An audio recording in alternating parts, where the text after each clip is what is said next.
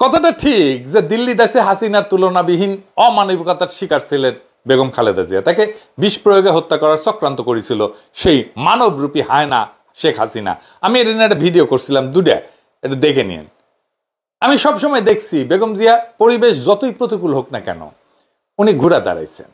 শারীরিক অসুস্থতা সত্ত্বেও তিনি জুলাইয়ের বর্ষপূর্তিতে যে বক্তব্য দিচ্ছেন তাতে বোঝা যায় তিনি মানসিকভাবে কতটা শক্ত, রাজনৈতিকভাবে তিনি দলমতের ঊর্ধ্বে উঠে গেছেন। ওনার চিন্তার শক্তি এখনো সজীব। বিএনপি যখন প্রফেসর ইউনূসের সাথে পাঙ্গা নিচ্ছিল না, দৈরাতে নামিছিল, তখন তিনি ইন্টারফেয়ার করেছিলেন। বিএনপি যখন কইতেছিল ডিসেম্বরে নির্বাচন দিতে হবে, interim remember election in December, তিনি শান্তভাবে বলছিলেন ফেব্রুয়ারিতে নির্বাচন দিলে ভালো হবে।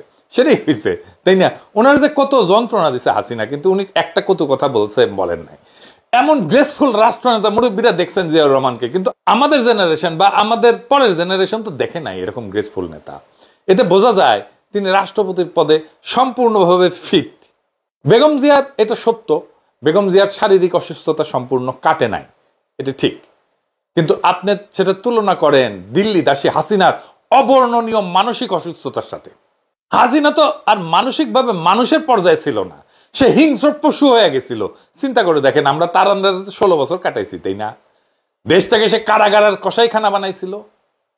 বাংলাদেশের স্বাধীনতা, সার্বভৌমত্ব, আঞ্চলিক অখণ্ডতা, জাতীয় মর্যাদা ভারতের পদতলে বিসর্জন দিছিল। আর যাই হোক, বেগম জিয়া সারা জীবন এই ভারতের সম্প্রসারণবাদ এবং আধিপত্যবাদের বিরুদ্ধে আপোষহীন লড়াই করে গেছেন। ওনার নামই হচ্ছে আপোষহীন নেত্রী। তার হাতে আমাদের দেশ, আমাদের সমাজ, আমাদের পতাকা, আমাদের জাতীয় ভবিষ্যৎ নিরাপদ। যারা প্রশ্ন তুলছেন যে বেগম জিয়া প্রেসিডেন্ট থাকাতে আগামী নির্বাচন নিরপেক্ষ হবে কিনা,